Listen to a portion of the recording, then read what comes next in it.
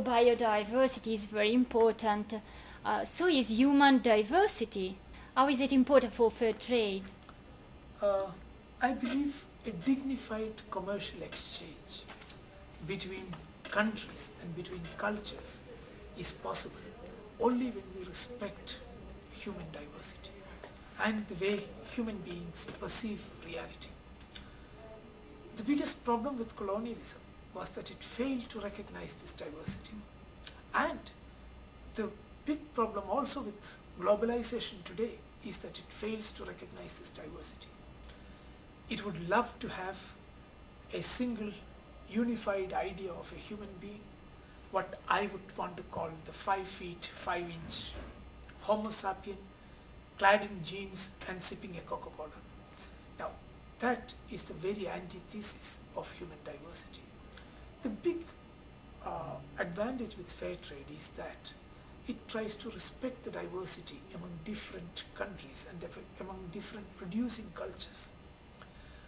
I have the example of farmers in Kerala who are very good in their farming activity, but who may not be the best in terms of record keeping, who may not be the best in terms of ensuring documentation that fulfills requirements of a European market.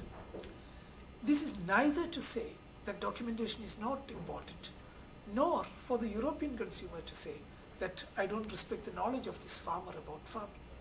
We need to find a situation where farmers will respect the requirements of a quality conscious European market, and the European buyer or consumers will respect the pride that a farmer takes in growing a quality product, even if he is not culturally acclimatized to put on paper everything that he does as an organic human being in his farm.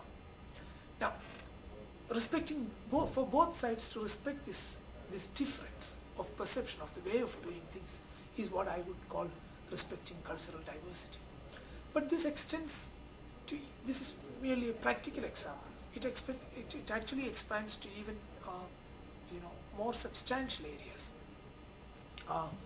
For instance, respecting cultural diversity also in many ways is exemplified, I would say, in the way we do commercial dealings. Very often you find in conventional commerce,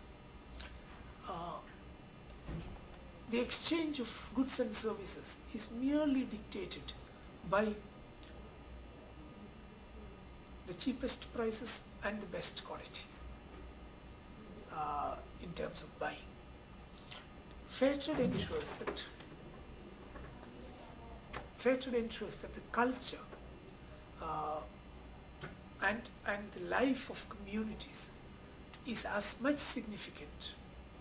And one of the most telling examples has been when fair trade actually wanted to communicate to its consuming public the culture, diversity and way of life of its producers, and trying to get across that the final packet of coffee or the final cup of coffee that you sip is actually produced in origins where human life is so much diverse, so much different from what it is in the consuming countries in the West.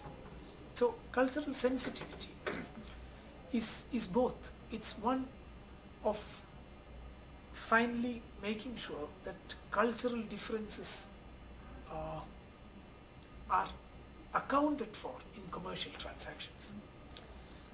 Second, it is also one of ensuring that different ways of looking at reality are also accounted for. A farmer's sense of quality comes from very inborn impulses that he has about what is good and bad, about what is good quality product and bad quality product. Whereas for a consumer in the West, it is very often dictated by a huge set of records that actually detail out how a product has been produced. Now, both these have their different approach to reality, but both these needs to be respected. And I would say this type of cultural sensitivity is extremely important. Or for instance, the way both communities or both cultures look at money. Both cultures look at waste.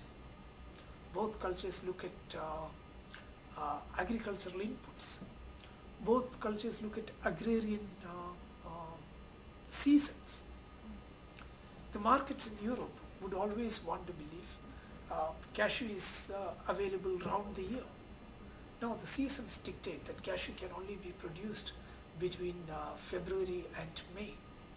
And therefore, if the consumers in Europe or the buyer in Europe wants to order a cashew in December, it doesn't work because it's produced only from and this is respecting a certain, not just a certain production cycle, but it's saying farmers go by a certain nature cycle, not by the business cycle of, peaks and lows.